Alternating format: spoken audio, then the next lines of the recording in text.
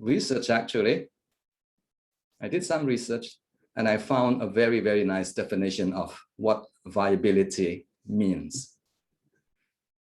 According to this dictionary, Longman Dictionary, a viable idea or plan or method that can work successfully.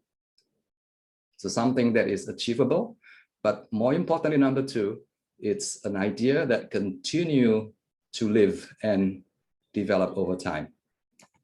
So I'm going to define viability as something that is achievable, something that is doable, and also something that is growable. That's a new word that I learned recently, growable, something that grow over time, something that you get attached to because you want to continue doing it over a longer period of time, something that is sustainable. What would be an example of something, a piece of research that is viable? I have some examples here to share with you. There you go. Here's a piece of work that I published with my MA students. I think it is viable for several reasons. Number one, it already got published, so it's got to be viable research. But number two, the topic also is very viable. The key topic is feedback. And the other secondary topic is automated. Anything to do with technology these days are, to me, viable. And feedback is probably one of the most widely researched topics in the area of second language writing. So that is a very good combination. And to me, this is a viable piece of research. If you are interested, this is something that you can continue doing for another maybe 5 years or 10 years.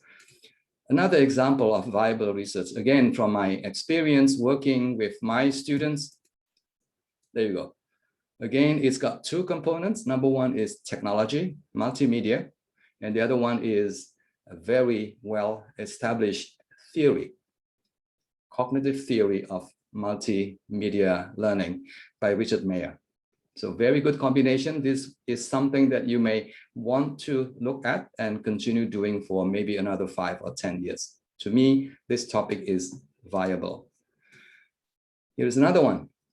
Another piece of work that I published with my student some years back. It was published in one of the high-profile journals in our field system. And the topic is metacognition, scaffolding, and monitoring. These are 3 big ideas in education, 3 big ideas in language education as well. I think this is a very, very viable topic for research purposes. This piece in particular is very good because it attracted a lot of attention, and to date, it has been cited by something like 100 people. It's a very good topic.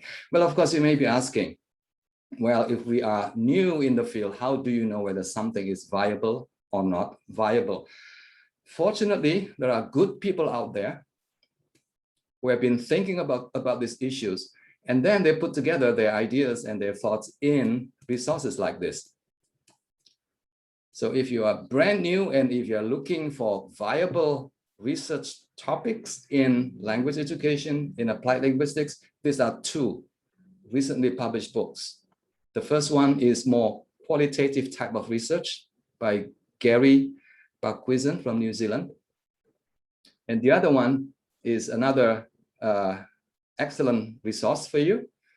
It's still akan datang. Zuati akan datang is coming soon. It's published later in the year. And the second one has more than like 100 chapters actually. And each chapter provides a very good piece of information about the kind of topics that you might want to explore for your own research purposes. So very useful resources. And today, my plan is to look at these 3 aspects of research and publication. So the first part is trying to understand, trying to work out the notion behind what a viable topic is in language education. My area of expertise is language education. So a lot of my examples will be taken from my own research and also my familiarity with language related topics. Second one is about how to find relevant literature. Extremely important. If you are serious into working on your research, then your research will have to be literature supported.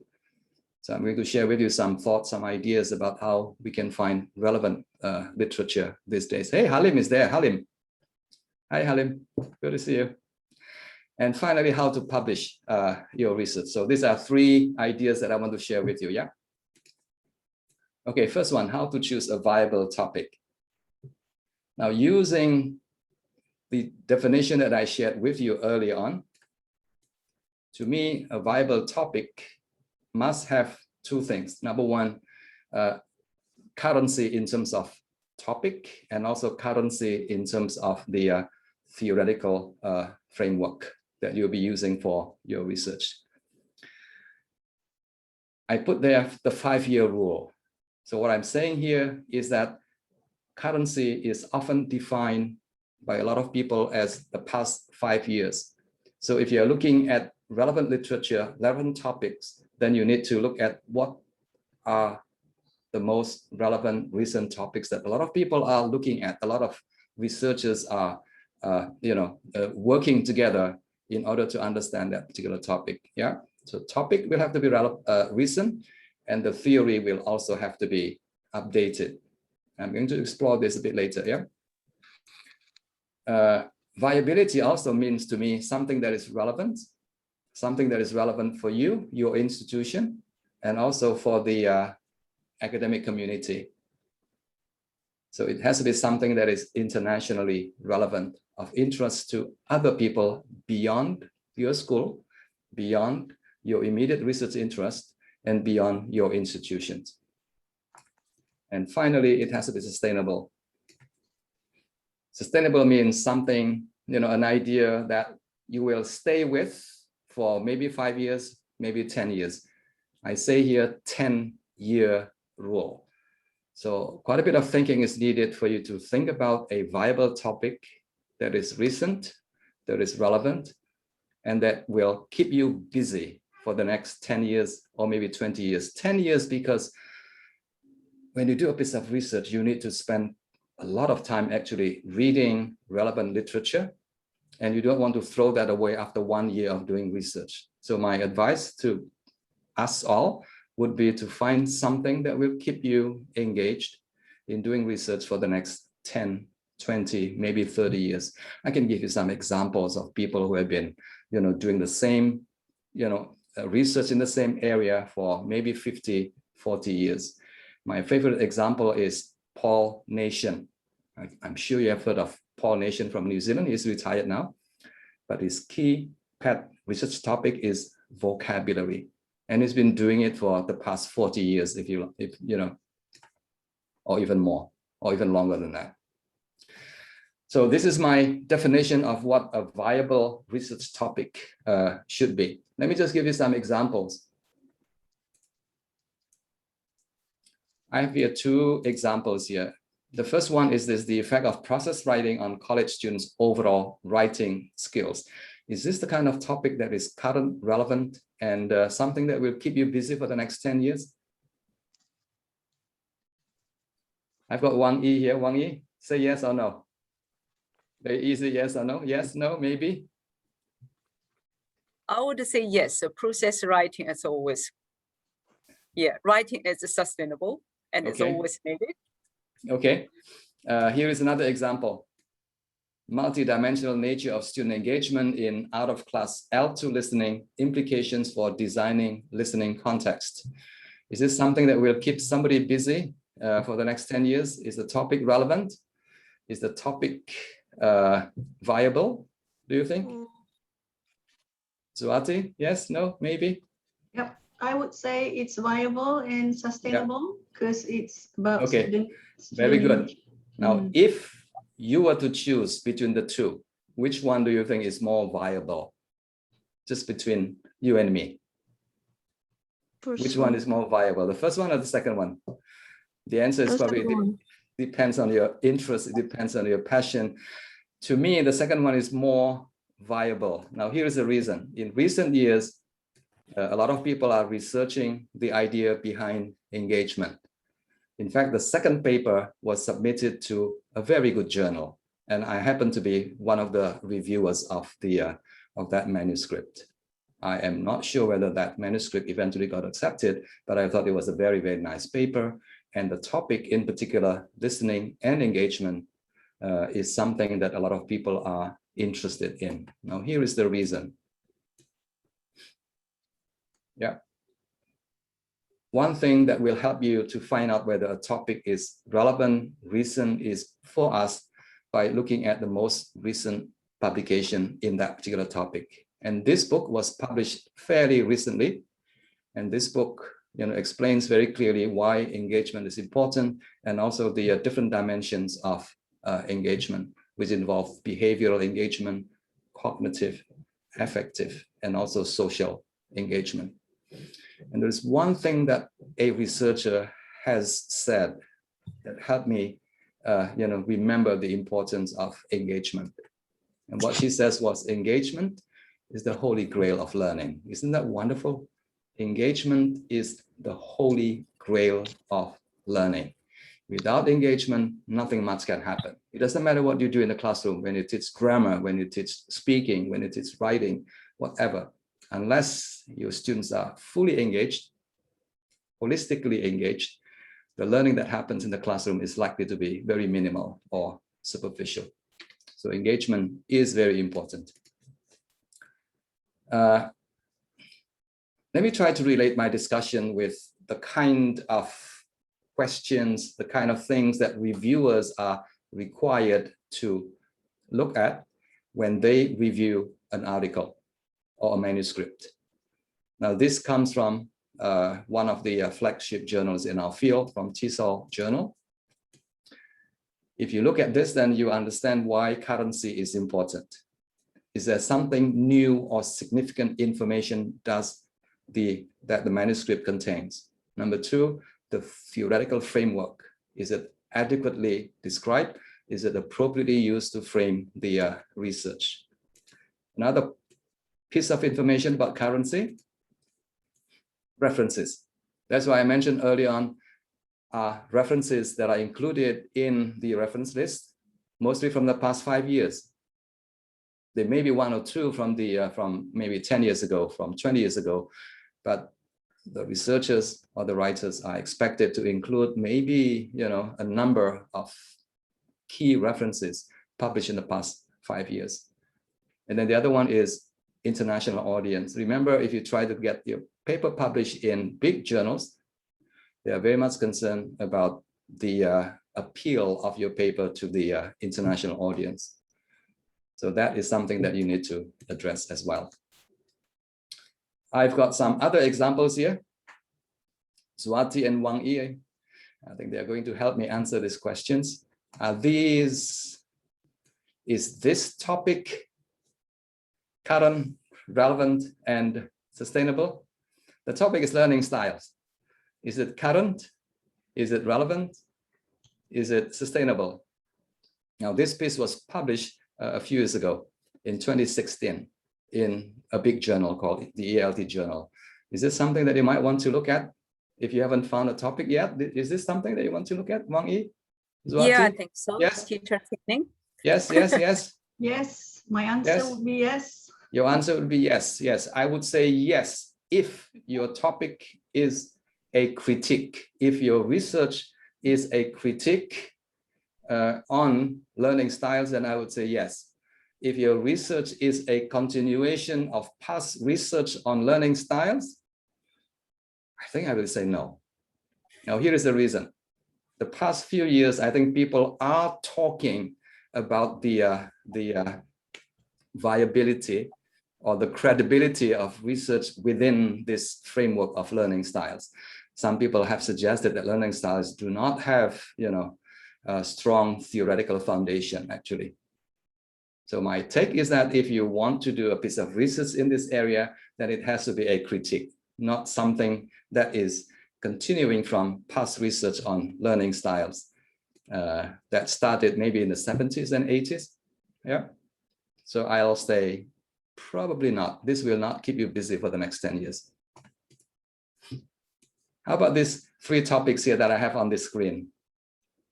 Are they current, relevant, sustainable? native-like accents, age factor in language acquisition, EMI, English medium instruction in ELF settings. Yes, no, maybe? Suwati, Wang Yi? I would say, because my interest is in EMI, I would Yes. say I would choose EMI Yes, than the other two. very good. I would say the same Yeah. thing too. Yes. What about the first two, Wang Yi? Not for me. Probably not. Yes, yes. I think it's very easy for you if you have access to the most recent book on language acquisition, like this one, for example, then you will understand that the section, there's a chapter on age factors, for example, there's a chapter on native-like, proficiency, but the references are usually 10 years, 20 years, or even 30 years down the road, which means that this topic, the first two topics are no longer relevant, no longer recent, actually. When I say not relevant, it doesn't mean that it's not good for you as a teacher, but for research purposes, I think we should stay away from, things like native-like fluency, native-like accent, and things like that. Age factors, if you publish in a policy-related journals, maybe yes. But in language education journals, probably no. It's done, basically. People are no longer interested in looking at age in language teaching or language learning. EMI, yes. EMI, especially EMI in EIL, EMI in ELF, yes. I think that is a big topic. It's a very good combination, actually. EMI is a big topic, and ELF is also a big topic. Something that will keep you going for the next 10 or 20 years. What about this one? I think I'll give it to Mark now. Mark, the first one, is that a good topic?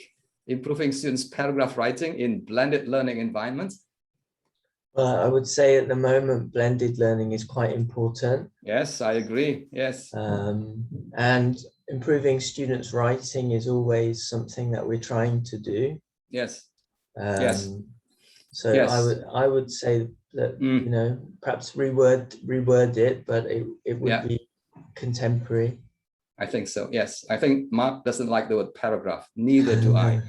Paragraph writing is a bad idea. But interestingly, in many places in the world, teachers are still thinking about teaching writing as, paragraph writing, basically. Yeah, paragraph writing is no longer viable. I think we need to change paragraph writing to narrative or maybe expository text or any kind of text, yeah, but not paragraph, because a paragraph is a linguistic category. It has no social dimensions. It has no, significant purposes that writers are usually engaged in when they start writing a piece of essay. What about the second one, motivational orientations? Instrumental and integrative motivations, very, very popular in the 70s and 80s. If you ask me, this is no longer tenable, this is no longer viable, although I still see some people doing research in this area. Yeah, remember Gardner and his colleagues from the 80s. They were very well known, very popular for their motivational theory, but nowadays people are using a more recent theories of motivation developed by people like Donye, for example. Yeah. Good. Here are some examples, if you ask me, productive topics in the area of language education: incidental language learning, extensive reading, viewing, metacognition in language learning, self-directed learning, and things like that. I think that these topics are receiving a lot of attention, in particular now when the students are expected not only to learn things in the classroom, but also to learn things on their own beyond the classroom. And that is one area that Wang Yi, my friend here from New Zealand, is very much interested in. Wang Yi, say something about your research. You are looking at independent learning, right? Yeah. Yeah, my research is on learner autonomy, teacher autonomy. There you go. Yes, and teacher identities. Yes. Yeah, but I'm getting more interested in extensive reading to my low literacy learners, actually. Really, learners from former refugee backgrounds, and reading extensive reading is very important for them. Yeah, extensive reading is definitely in. In other places, it's called pleasure reading. In the UK, interestingly, people are talking about a new pedagogy called the pedagogy of pleasure reading. Isn't that wonderful? The pedagogy of pleasure reading. The word pleasure is one word that a lot of educators, people like us, don't really like. But now people are beginning to understand that pleasure reading, in particular, in relation to literacy development, is extremely important. And there's a growing body of research in this area, whether you call it pleasure reading or whether you call it, independent reading or extensive reading and viewing as well. And there's a book here that I wanted to share with you. It's a very good book on extramural learning, learning beyond the classroom. Yes, what we do in the classroom is important, but what learners can learn on their own outside the classroom, and very often with support from us, is also very important. Yes, Wang Yi, you wanted to say something? Yeah, just to say, can be a good combination of number 2 and number 4. Yes, number 2 and absolutely. number 4. So they absolutely need more, support. And once they're on the way, they'll fly. Yeah, absolutely. I agree. Yes, they fly very high as well. Yeah. Yes. Here's just an example of a recent PhD thesis from New Zealand. The student candidate was from Korea, and she did a wonderful, wonderful piece of work on extensive reading. And here are some other examples if you ask me about productive topics that you might want to explore. These are the kind of topics that a lot of people are interested in at the moment. At least if you look at journal articles published in the past 5 years, you'll be able to find a lot of research articles related to teacher cognition, written corrective feedback. Colleagues from CELC, that's a big topic. Please continue doing it if you have done it before. And that is something that will keep you busy for many, many years to come. The reason being, it's still a very contentious issue. Some researchers agree that corrective feedback is useful, but some other researchers say, no, it's not very useful. And that is good news for us. If you are researching something that is still controversial, that's a fertile ground for you to explore your research. Let me just say 1 or 2 things about currency in relation to theoretical framework. Very, very important that when you have found a topic that you are interested in, the next thing for you is to find a suitable, recent, up-to-date theoretical framework. I'm just going to give you some examples of some that I've seen being used in the literature. But let me first begin by giving you an example. Here is a case study. Zuati, please pay attention. This is a quiz, a problem for us to solve together. This is a real case, yeah? There's a teacher here on the left-hand side. I have to cover the faces due to the privacy law nowadays. The name of the person, the student, is M. So M wanted to examine the pedagogical practices of EMI faculty teaching economics in her university for her PhD thesis. So usually the teaching is done in Bahasa Indonesia, but her university has got a special international program where the teaching is done using English as the medium of instruction. Now, what she wanted to do for her thesis is this. What are the pedagogical practices of EMI teachers in an undergraduate program in Indonesia? A very nice topic. When I asked her, what sort of theoretical support will you be using to investigate the research? She was completely lost. She has no idea. I just wanted to find out what is happening in that particular lesson taught by somebody whose English is not wonderful and taught to students whose English is probably also not wonderful as well. She has no idea. So what I did was I shared with her an article that was published recently, not very recently, but a similar article that has been published before. And that article is looking at the same issue, basically. English medium instruction in Chinese higher education, a case study. Zuati, have you heard of a theoretical framework? that can be useful for people to examine issues, pedagogical issues like this? I would try to relate with what I've done with regard to English medium of instruction. Yes. The one that I've seen a case study in Malaysia. Basically, we looked at the concept of translanguaging, the concept of translation. Because my students or the university students are majority bilinguals. Right. So there are instances where translation would be used. Yes. Okay. That could be part of the theoretical framework. So very good idea. So this is what I showed her actually. I suggested that she use a framework that is fairly well established, very established actually. Developed by somebody by the name of, what's the name of this guy now? Spolsky, Bernard Spolsky from Israel. Yeah. So what she wanted to do initially was this, looking at the middle one. I think what she suggested, Swati, is also the middle one, yeah? Language practices, the kind of pedagogical practices that happen in the classroom. But I said to her, well, your study is a PhD level thesis. I think that would be a little bit too small if you just look at the middle one. I think you will also need to look at, the other two components in that framework, the belief, the ideology of the people, of the country, and also whether and to what extent language management, matters are taken into account. Language management includes preparation for or training of the teachers before they start teaching, economics using English, for example. So she was very happy when I shared with her this theoretical framework. So she went back to a supervisor and showed this framework to the supervisor, but the supervisor said, no, this is too complicated, she said.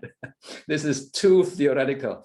I was very disappointed when I heard that. I thought a piece of PhD research will have to be complicated, will have to be very complex, yeah?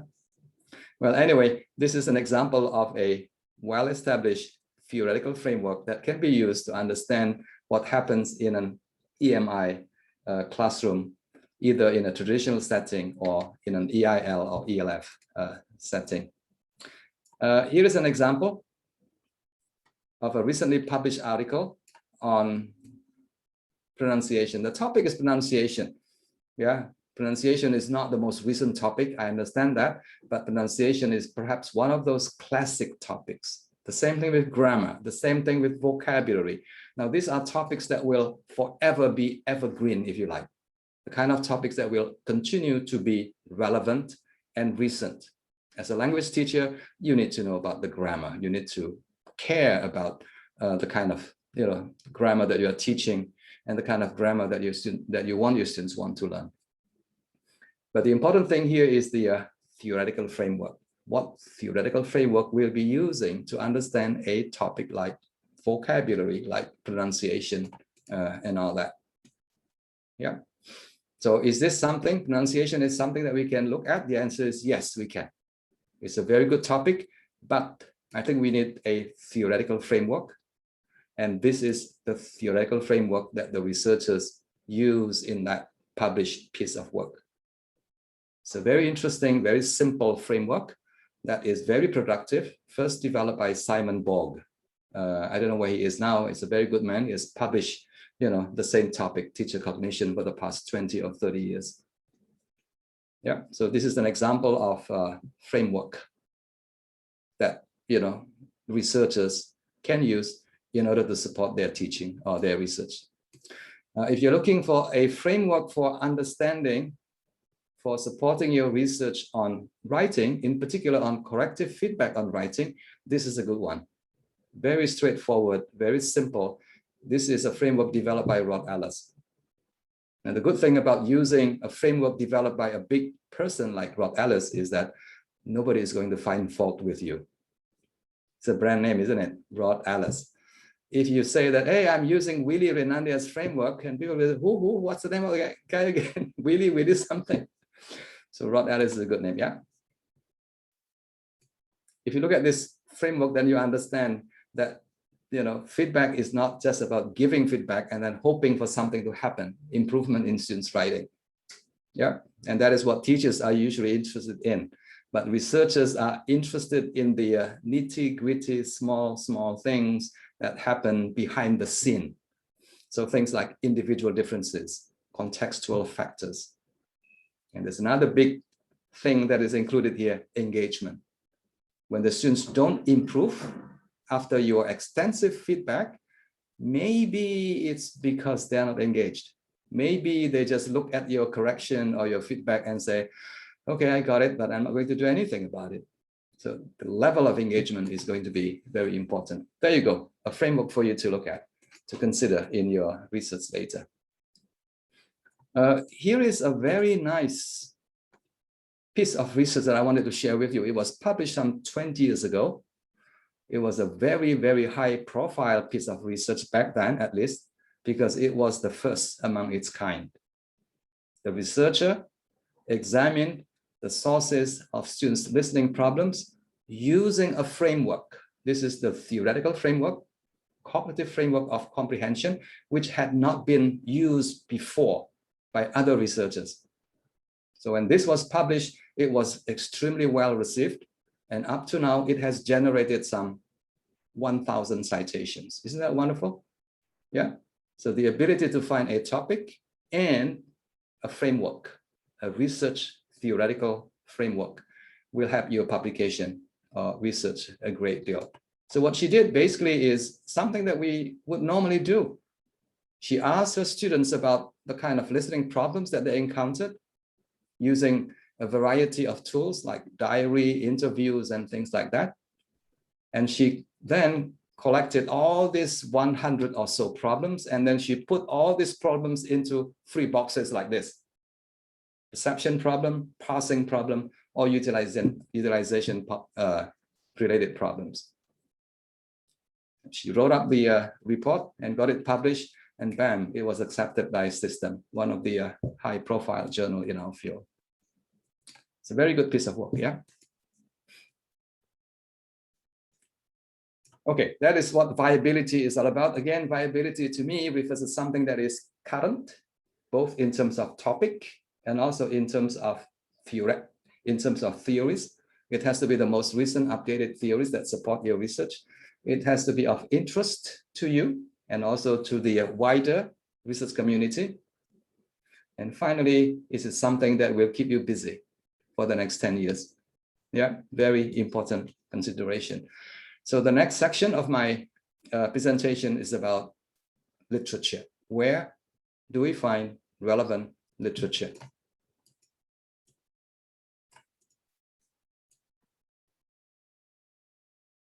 If you start on a new topic, then the first thing you might want to do is to identify who the big players are, who are the top people in that particular area. And one place you can, one great resource is for you to go to Google Scholars and then do a Google search on that particular person or persons. You also need to read their most recent books, their most recent book chapters, and also journal articles. For example, if you are interested in this topic of engagement, for example, then this book is a must. It was published about 1 or 2 years ago, and it was published by 2 of the most prominent scholars in that area. Sarah Mercer, I think she teaches somewhere in a small country in Europe, and the other one is a big guy, Zoltan Donye, associated with his work on motivation, and engagement is very much related to motivation. If you are researching speaking, there are not many people actually who have done a lot of research in this area.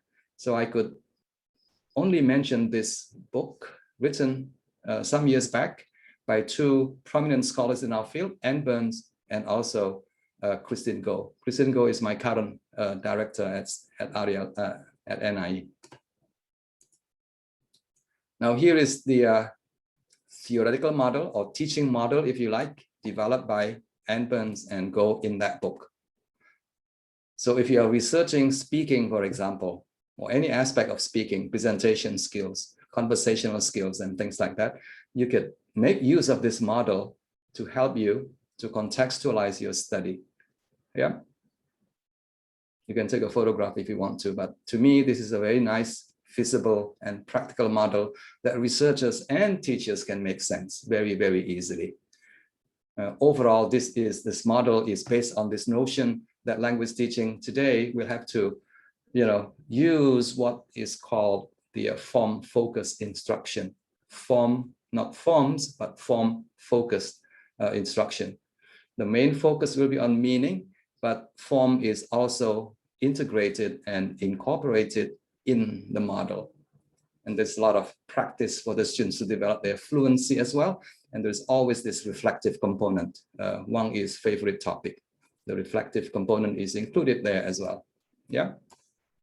So that is another example of a framework. Now, one thing that you may want to remember is this, you have to include the work of these people. You don't have to agree with them. In fact, you don't. You need to find out some, weak areas of their work, but you cannot ignore them. You have to include them in some way. If you are researching extensive reading, for example, then these are some of the big names in that particular area. In particular, the second one, Richard Day from the University of Hawaii. He was the one who started the whole thing going. In 1998, he published a book, Cambridge University Press, Extensive Reading in a Second Language. And if you are doing research on extensive reading, you also need to include me somewhere along the way, yeah. Big players, again, we are still discussing how we can identify relevant literature by searching for information about the big players. These are some of the most important scholars in the area of second language writing, and in particular, written corrective feedback. I.C. Lee, John Bichner, I.C. Lee is from Hong Kong, John Bichner, Rod Ellis to some extent, Dana Ferris is another big name, and John Truscott. I like John Truscott actually, although a lot of writing researchers don't like him, but I think I like him. He was the first person to say that, hey, people, those of you who've been doing a lot of research in written corrective feedback, I think you were wrong. That to me is a powerful statement. And from that point onward, these second language writing researchers worked extra harder in order to respond to his very strong statement that corrective feedback can in fact be very, very harmful to your students. Wow, when I saw that, I was so happy. If you're looking for something to take home today, this is a free book that I edited. It's called Feedback in Second Language Writing by I.C. Lee. Professor I.C. Lee now teaches at the Chinese University of Hong Kong. You can just scan the QR code and then download the book for free. And that's what I've been doing the past 10 years, actually, making books available for free for a majority of people who have little access to resources. Okay, so the second question, once you have identified the big players, and if you look at the reference lists at the end of the book, at the end of the chapters, at the end of the articles, then you'll be able to see a long list of works that these people cited. And then the next thing for you to do is to identify which ones are which. I think as a researcher, we need to look at all these different categories of papers, research articles that have been published by other researchers. The first one, obviously, is a theoretical papers, because you need to know, you need to use maybe one or two theoretical framework that you'll be using for your own research, yeah? And number two, empirical research papers. You probably need 20, 30, 50 or so empirical research studies that have been produced in support or in reaction to the theoretical framework. Don't forget to include papers that are critical in nature, written by people who disagree with the positions of these people. As a researcher, you need to include these different views as well, so that your manuscript is seen as being balanced, not overly, inclined towards a particular or specific views. I think reviewers and editors are always looking for a balanced view, something that, sort of your contribution, that, hey, there's something that is missing here. And that is where I come in and, and do my research on that. And finally, practical papers as well. If you're a language teacher, then you also need to be able to say, at the end of your research report, pedagogical implications and things like that. And that is where practical papers are very, very useful for you. These are sources that I usually use for my own writing, for my own research. I think you are probably familiar with all this. Yeah, these are big journals in our field. My favorite are the last two: Language Teaching, Surveys and Studies by Cambridge University Press, and also Annual Review of Applied Linguistics, also by Cambridge University Press. Yeah, let me tell you why. Yeah, these two in particular. If you are starting a new piece of research on a topic, you do not want to start from scratch. You can if you want to. If you have like 5 years to do your literature review, yes, you can do that. But if you only have 1 year, for example, to do a good piece of research, then the place to go will be any one of these two. Because these two journals publish only literature review articles.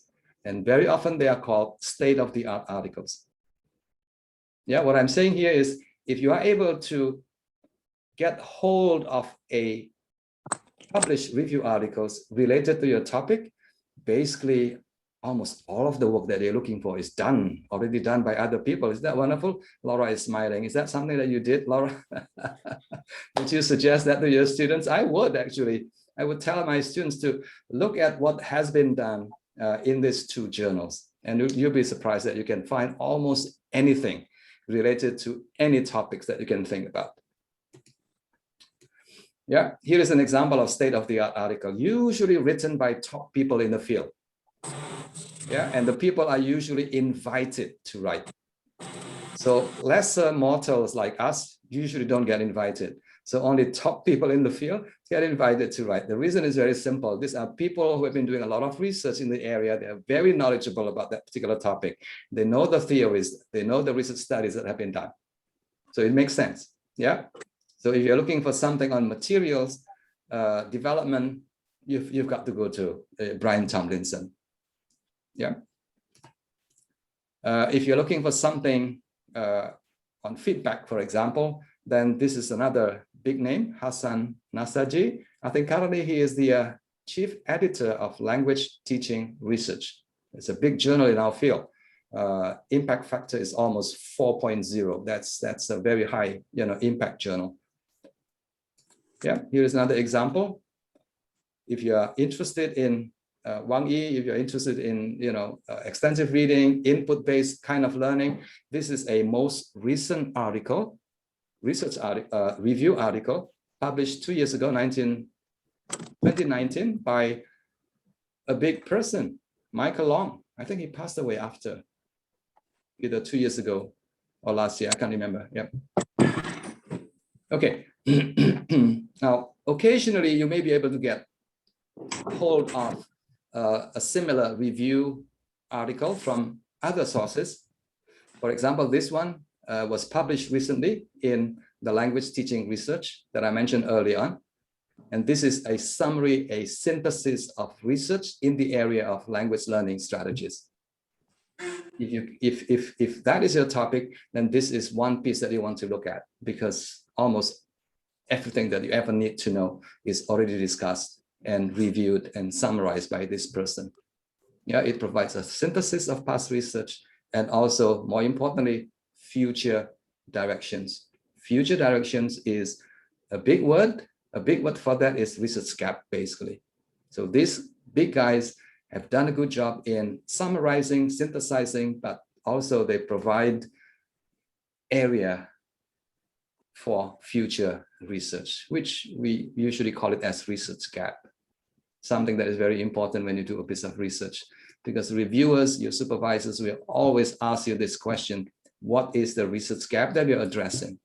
Now, the research gap cannot come from your intuition. It has to be based on a very extensive literature. So in summary, basically, this is the benefits of finding a relevant, recent, state-of-the-art review article published in those journals, because it provides an update of the theory. It also summarizes research for the past usually 20 years. It raises issues that researchers are still grappling with, and also areas that you can come in and do your research on. In other words, the research gap has been identified by these people. So that is literature review. But some of you from low resource countries, you may be thinking, but yes, these are all wonderful resources, but very often these resources are not available in my country. What do you do? Zwati, any advice for those people who want to actually read all these wonderful articles, but they don't have access to these journals? I would normally connect with my network in other universities. I like that. Yes, I would do the same. Nowadays, you need to know people. And if you know people, they will be happy to help you. If you know me very well, and if you need an article that you desperately need for your research, just give me a call. If you know my phone number, yeah? If you don't, then drop me an email. I will send you the article almost immediately. In fact, somebody from Thailand recently wrote to me, Dr. Willy, I needed this article. Can you help me find this article? Within minutes, I sent the article to her. Very easy. Is it free of charge? Yes, it is free of charge. For those of you who are here with me today, it's free of charge. Okay, section number 3. Let me check the, okay, I think I need about 10 minutes, Mark. Is that okay, Mark? Yeah, no, 10 minutes, yeah, for the last bit, how to publish your paper. 3 things that I want to share with you. Number 1 is how to choose a journal. Yeah, an obvious thing. It may be very easy for me, but if you are starting your career, it may not be that easy to find a suitable journal for your work or for your published work. Number 2, understanding the review process. And finally, responding to comments from editors and reviewers. Okay, when it comes to choosing a journal, I think we need to understand 3 things. Number 1 is the type of journal that we are interested in, and then where the journal is published. Is it locally? Is it internationally? Is it regionally? And point number 3 is the quality of the journal. Very briefly, there are 2 categories of journals out there, if you ask me. The first one is known as research-focused journals. So the 2 examples there are great examples of research-focused journals. But the other type is known as practice-oriented journals. I'm sorry, I think I got it wrong. System is a research-focused journal. Journal of Second Language Writing is also a very highly research-focused journal. RALC journal is somewhere in between. Let me say this again. RALC journal is a Q1 journal published, located in Singapore, but the publisher is Sage, UK. It's somewhere in between. So they'll be very happy to consider pedagogically oriented manuscripts. The last one, ELT journal, is definitely practice oriented, and it's a very high profile journal, and I'm very, very happy. And this ELT journal is one of those journals that I would call my conversational home. In other words, this is the kind of journal that I'll be reading and also contributing, maybe more in the future. Journal of Second Language Writing is probably not for me. It's not my area, and it's very, very highly research oriented. So again, at this point, I think you need to think very carefully, where do you want to send your papers to? Laura, how do you know which one is which? How do you know which one is research? That's a great question. I suppose you have to read them. Yes, absolutely. You have to, you have to go to this journal and then read some of the articles. Yes. But then if you don't have access to these journals, then you can't actually read these articles. One thing you can do is to go to their website. Go to the website and find out. This is something extremely important that we often forget. Now, here's an example of a very, very difficult, highly research-focused journals called Language Learning. It's one of the flagship journals in our field. Look at the descriptor there, which you can find from the website. International journal, the word rigorous, that's very scary. Original empirical research, that's another scary word. critical literature review, another very frightening word, and also innovative methodological contributions. If you don't have any of this, then stay away from that particular journal. Yeah, very, very research focused. The second one is from English Teaching Forum. This one is like the other extreme, basically. It's very practice oriented. The audience is very clearly teachers. Yeah, and the publication basically is available for free for any English language teachers from anywhere in the world. Although it says refereed journal, but look at the professional development idea. That word will not appear in a research focused or research oriented journal. Second language writing. That is another big journal, very heavily research focused. Again, also very difficult to get in. So information that you need to have before you send your manuscripts to a journal is to go to the website and find out about, the nature, the type of journal that you are aiming at. Another useful piece of information, to me at least, is this: whether the journal is local, regional, and international. And later I'll ask you, Laura, whether any one of this is easier to get your papers in. Now here are some examples of regional journal: Taflin and Indonesian Journal of Applied Linguistics. I think both are Q2 journals, not bad journals. Yeah, Q2 is quite okay, quite good.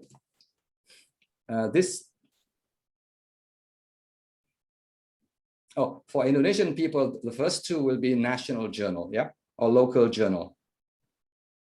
The next two, I would call regional, because one is published, the first one, Learn Journal, is published in Thailand, and the other one, the red one, is published in the Philippines. Now, these are fairly good journals, actually. In fact, very good journals.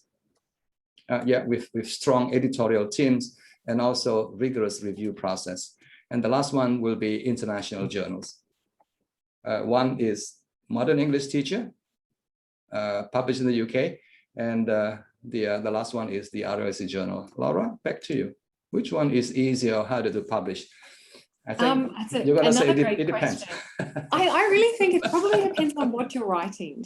Some responses I've had from reviewers previously around something being too contextually specific for an international journal, but then I put it somewhere else, a local journal, and they were really happy to receive it.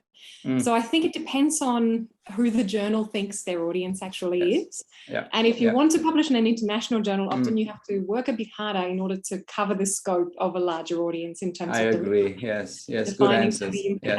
Yes, this is the kind of answers that I would expect from a well-established scholars in the field. Laura Gurney is from New Zealand. Very good answer. Yes, I like that. Thank you. That's very kind. Yes. As to the questions, which one is easier or more difficult? I think that is a tricky question. You'll be surprised that sometimes you send your papers to a local journal and it gets rejected. And voila, when you send it to an international journal, it gets accepted, or the other way around. But generally speaking, usually, other things being equal, international journals are usually harder to get in. Not very, very hard, but usually more challenging, more difficult to get in. In terms of quality, you may not agree with this, but usually these are the indicators that people in our community use as a basis for saying that, well, this is a high profile journal, this is a good quality journal, because they have an impact factor, and they have the rejection rate is very high. Is that good news or bad news? Rejection rate is very high means, when you send your paper, chances are high that your paper will get rejected. And that is an indication of quality. And finally, whether the journal is indexed in either Scopus or SSCI. Again, you may not agree with this, but this is usually some of the criteria that people have used. Universities these days increasingly use information from Scopus and SSCI to determine promotional related matters. Here is an example of a journal. A very high impact journal is called the Modern Language Journal. Impact factor is about 3.78. It's a very good high profile journal. I think it's indexed in all these, high profile indexes as well. The rejection rate definitely is very, very high. Now, here are my examples of high profile or high impact journals with high rejection rates in our field. Yeah, Applied Linguistics, the ERT Journal, Journal of Second Language Writing, Language Learning, Modern Language Journal, Studies in SLA, TESOL Quarterly. Maybe I should add Language Teaching Research as well. I think that's very, very high profile, very difficult to get in. Impact factor. Let me just share with you very quickly what impact factor is. But the most important thing is this. When you receive an email invitation from a publisher out of the blue, out of nowhere, and the publisher says something like, please publish with me, the impact factor of my journal is 10.1 or something along that line, then you can tell immediately that that is a fake journal. That is a very bad journal. In our field, the highest to me, as far as I can see, is about 4.0. On average, 1 or even below 1.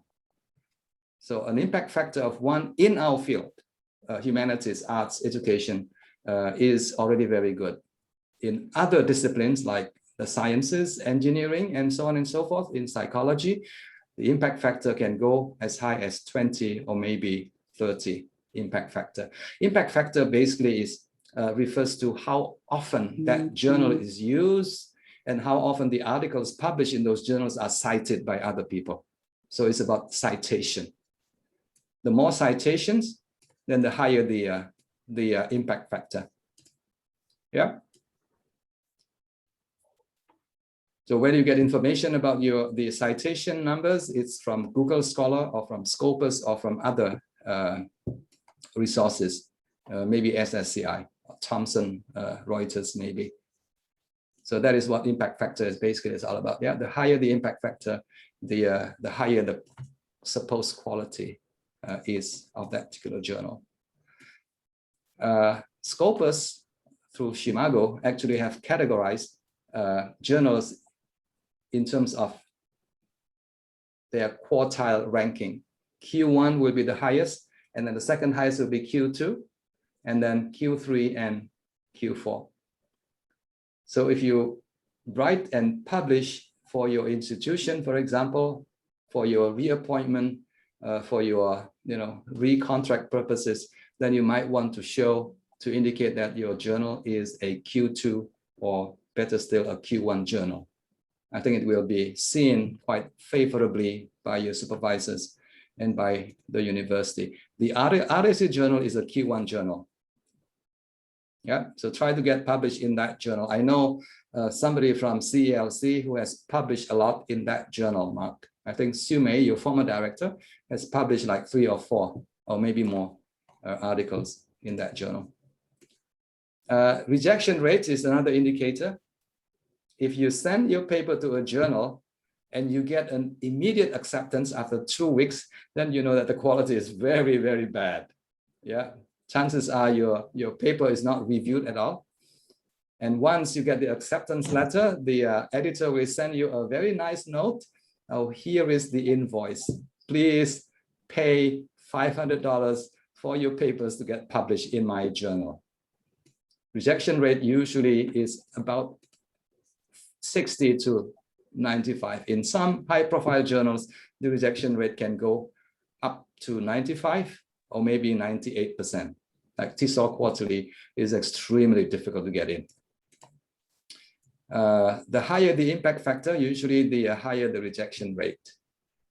Yeah, so the first thing you need to do is to go to the website and find out what the impact factor is of the journal. If the impact factor is high, then chances are the rejection rate is also very high. Bad journals have no rejection rates. I think that is something that you need to really become more aware, because nowadays there are hundreds, maybe thousands of them out there. And they'll be very, very happy to get your papers published. These are some of the reasons for rejections.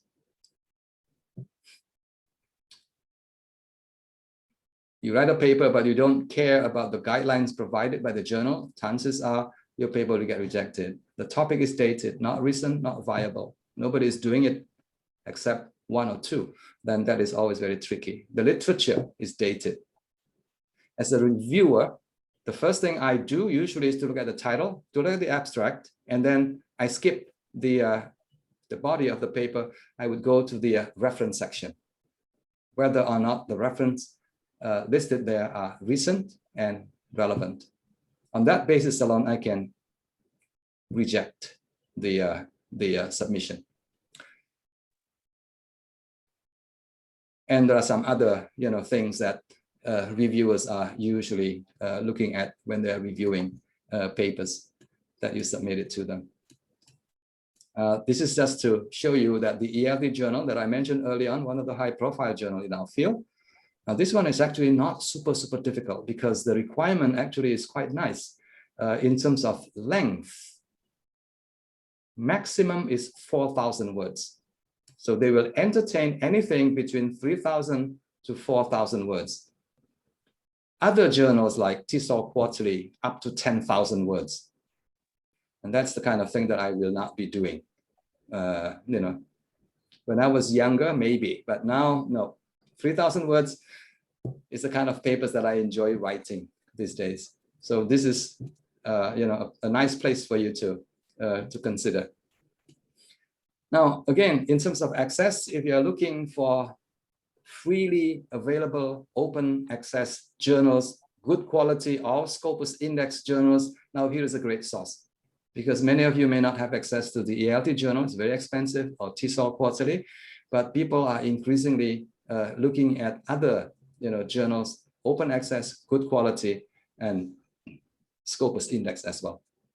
The name of the guy who put this together is, I need to give him credit, is Ali Haji Al-Hori from Saudi Arabia.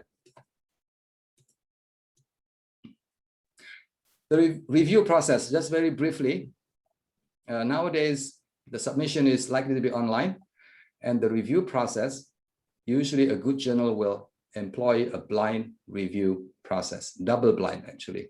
No names and other identifiers are included.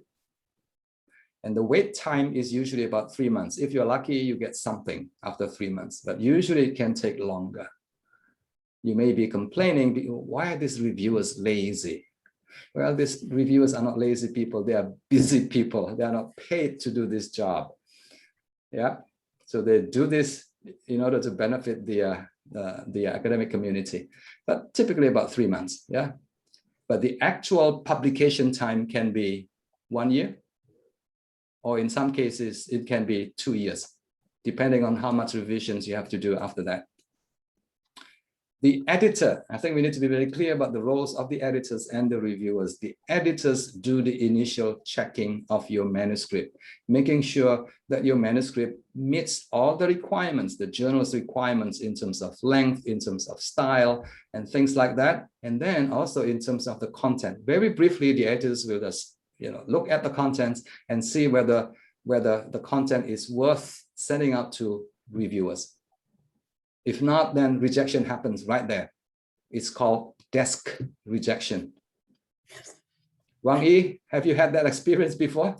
You send a paper to a journal and immediately, like 3 days later, you get a rejection. Yes? Okay, fortunately not. Thank you. I think I have had the desk rejection before. I worked with a student recently on a paper on written corrective feedback. We sent it to a big journal system. Within 3 days, the editors came back to us. No, you better send it to another journal. I mean, we have seen enough of this kind of topic in our journal. So, immediate rejection by the editors. Very painful, but that's part of the game. So that is what the editor's job is, yeah? The reviewer's job, basically to examine, to evaluate your submission, and then paying attention to the topic recency, viability of the topic, and the theoretical framework, and all the references, and the all the wonderful things about research, standards and requirements. And then a number of decisions are possible. The first one is accept with no revisions. Remember, this one is almost never given by a reviewer. Look at it from the reviewer's point of view. Accept with revisions. I think that looks bad on the reviewers, actually. Are you doing your job? Actually looking at the papers. So reviewers, because of that, almost never give you a, the first decision, except with no revisions. There's always some revisions that we have to make. Yeah, minor revisions, major revisions, and very often with big journals is a rejection. Very painful, but again, that's part of the game. Yeah. Now I don't feel nothing, actually. I don't feel nothing when I get rejected. When I was younger, I was so unhappy. I was so angry when my paper got rejected. But now it's part of the game. I think the advice that other researchers would give you is this: read and learn from the comments and then resubmit. If you are not interested in resubmitting, then send it to a new journal. My message is this: there are hundreds, if not thousands, of journals in our field. You will be able to get your papers published somewhere if you just keep at it, and if you just keep revising and making your manuscript better. It may not be published in the top tier journals, but it may be able to be published in some journals in our field. Remember, I mentioned 1,000 plus journals in our field, and that is really true.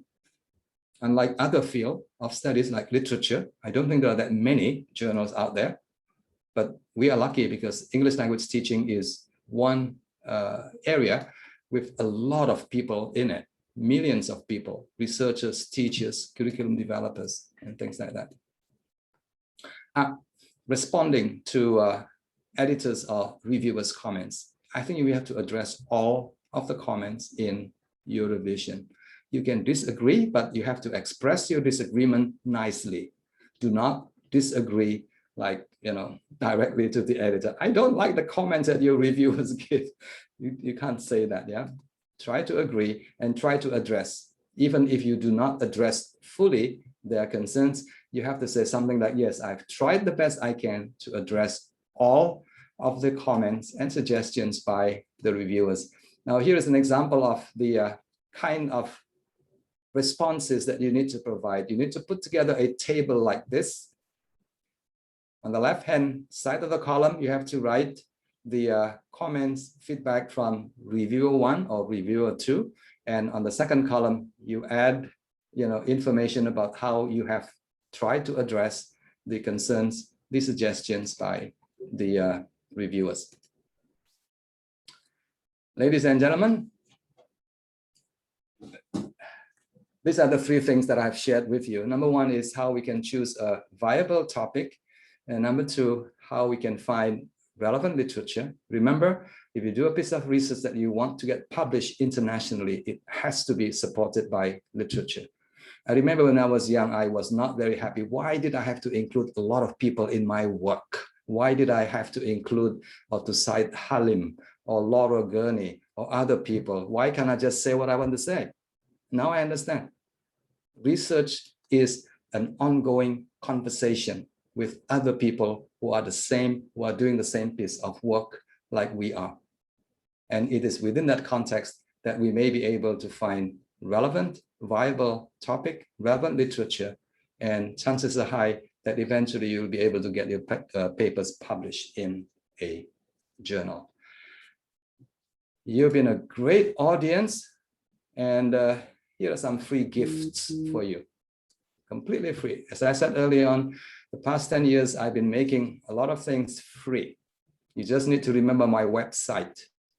And that is very easy to remember. That's my name, yeah, willyrenandya.com. Very easy. Thank you so much for listening. I would like to invite very briefly Zwati and Wang Yi to just give 1 or 2 comments, based on your experience in doing research and publishing in good journals. Laura, you may add in as well if you want to. Thank you, Willy. Yeah. Yeah, this is really helpful. I really enjoyed. If just to say one thing, I would encourage the younger researchers to start as early as possible, as soon as possible. Yeah, there's always something for everybody. Yeah. Thank you. Good piece of advice. Yes. Okay. Zuati? On my part, thank you, Willy. Very good, very enriching presentation. I've actually also have a few takes from your presentations. Right. As for the advice of the young researchers, I would say you don't have to work in silo. Good idea. With others. Yes. Work with others. That would be more beneficial. And as well as, you will have different perspectives when you work with others. So it's widen your scope. At the same time, it's tighten, what you believe.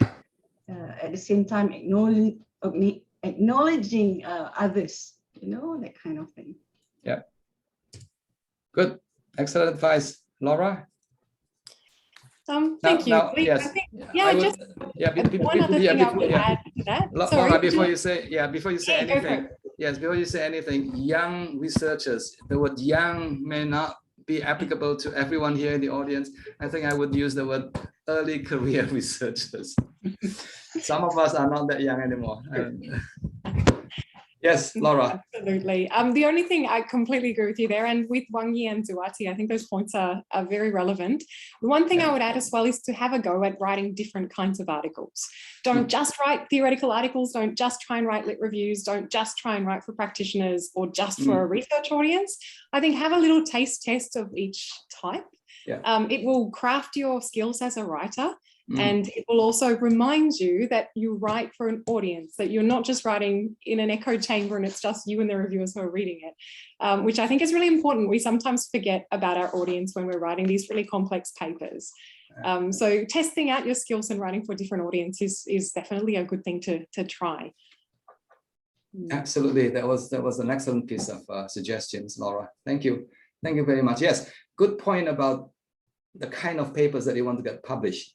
Occasionally empirical research papers, but some other times conceptual papers. Actually, in the past 10 years, I've been mostly doing conceptual papers. So basically thought papers, opinion papers, if you like. Now, if you can find the right journal, you can get your papers, conceptual papers published. So it doesn't have to be data-based. Yeah. Thank you very much. Mark, back to you. Yes, thank you, Willy. Thank you, everyone, for talking.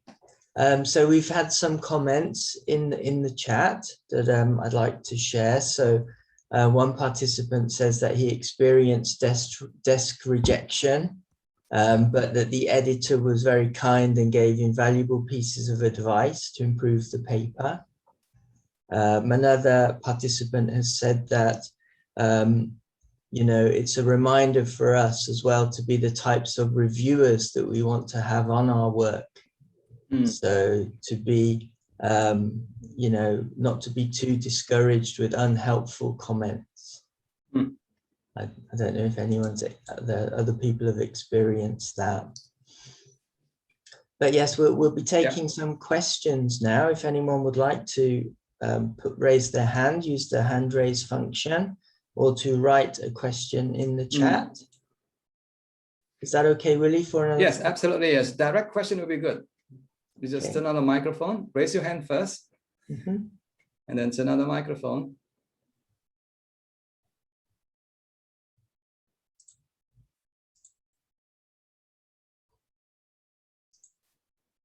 I can't see anyone yet. Any questions, anybody? Yes, Isma, would you like to ask a question?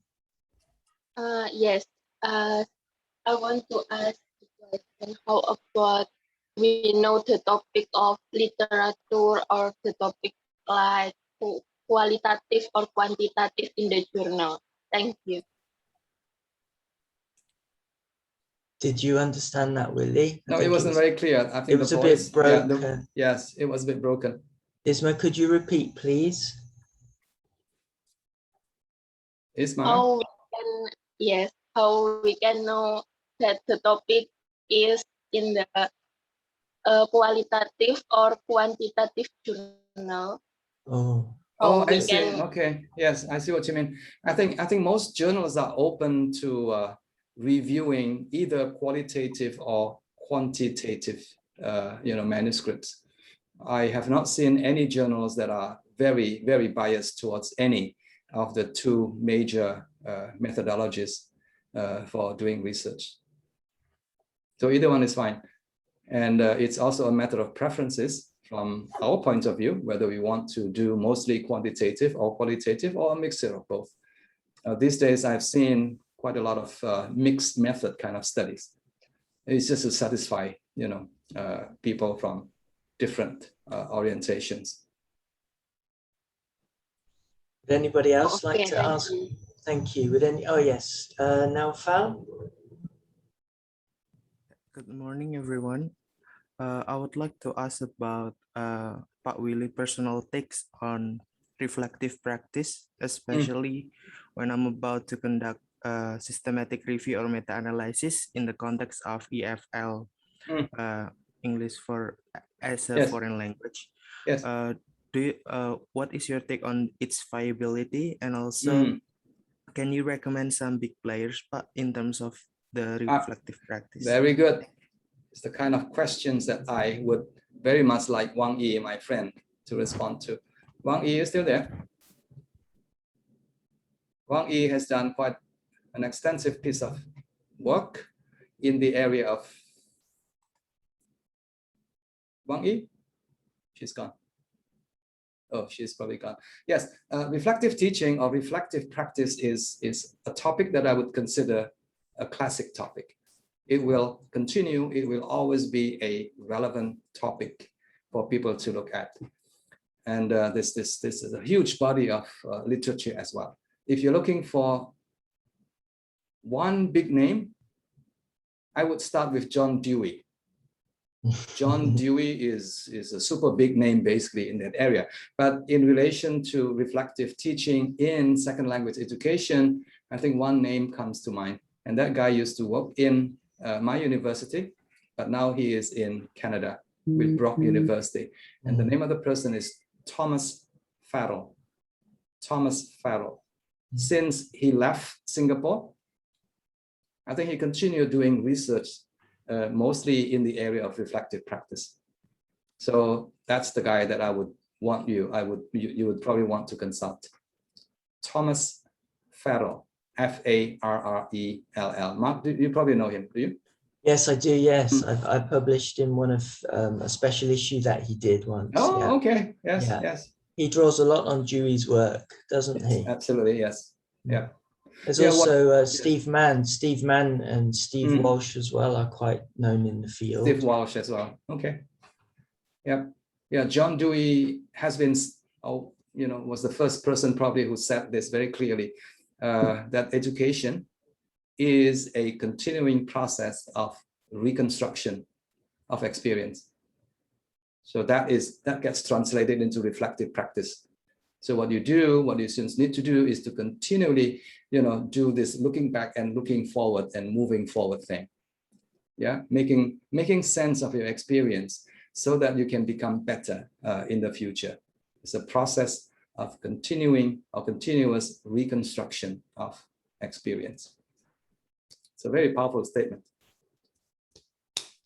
Willy, do you have time for one more question? Oh, absolutely, yes.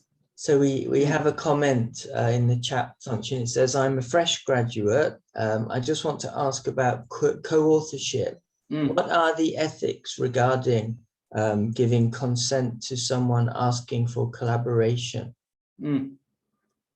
So I think that the question is trying to find out about co-authorship and right. Yeah. who is seen as the lead author or corresponding author. Yes. The ideal situation will be a 50-50 split, but in reality that doesn't happen. It could be 80-20. It could be 70-30. So the 70 will be the lead author and the 20 or 30 will be the second or third author. Okay. I think that would be my standard response. But behind the scene, I've done, a joint piece of work with very big players in the field. Basically, I did the first draft. I sent to them, and then they sort of, put some notes on the side, and then I did the revision, and then I get the whole thing published in a journal. Thank you, Willy. Shall we have one last question from anybody before we wrap up? Rosie, do you have a question? Yeah, thank you. Thank you, Professor Willy, for such an inspiring sharing today. In fact, I am doing a mini research on motivation, and I see that you have shared that the topic motivation about intrinsic motivation, and the other kind, one more kind, extrinsic motivation is quite seminar. So is it a viable topic if I research about the motivation in the context of online learning in my online classroom? Is it a viable topic? Yes.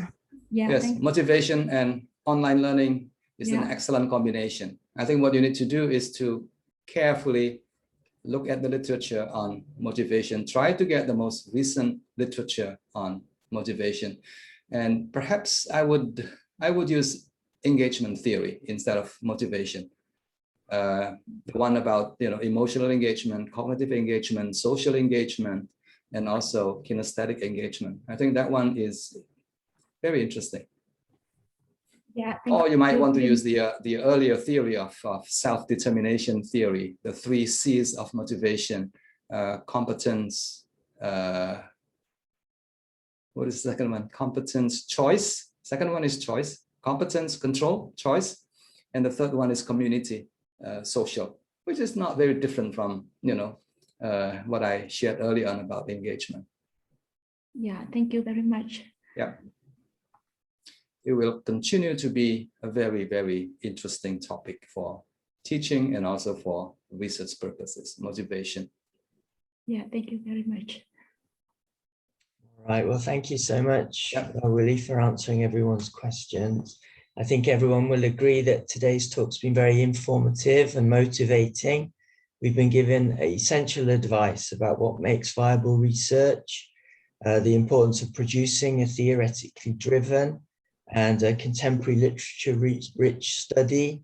Willy's also presented some seminal works and go-to authors, as well as state-of-the-art research journals in our field that we can use as a gateway into our choices for studies. So I think, that all the content provided today has been very useful for everyone. We have recorded today's session, and we'll send out an email to everybody to tell you when it's available on our CELC journal website, and we'll put the slides there as well with the video of the Zoom talk. Thank you, Willy, and your colleagues, Dr. Zhuang Yi and Zuati Hassim, for talking, and Laura Gurney for being very talkative too. We've sent Willy an email with a $50 book token as a gift, so that you can spend some time pleasure reading as well, Willy. That'd be great, yes. Thank you so much for that. Yeah, my slides are available in my website. I have sent the link via the chat box. Okay, we will share the link to the video with you as well then. Okay. Okay, so if that's okay, we'll wrap up, and we'll thank Willy for such a wonderful session today. Thank you very much, everybody. And please thank Mark Brook from CELC NUS as well. You can turn on the microphone and say thank you to him as well. Thank you. Mark. Thank you so much for sharing. Thank you, Mark. Thank you, Mark. Very much. Yeah, thank you. It's our pleasure. Zuati, thank you very much. Laura, thank you very much. Thank you.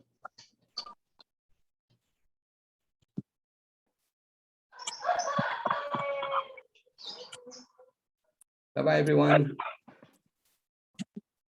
See you again. See you. Bye. See you again. See you. Bye.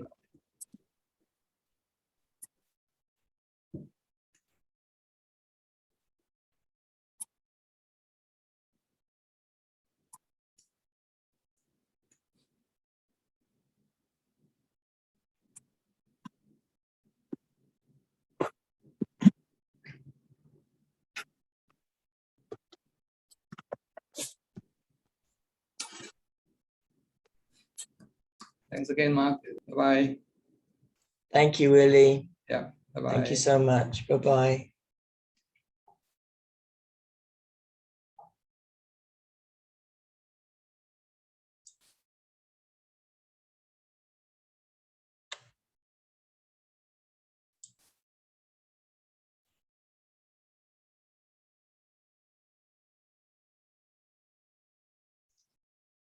Hey, Mark, shall we stop the Dan. recording? I think we can, yeah.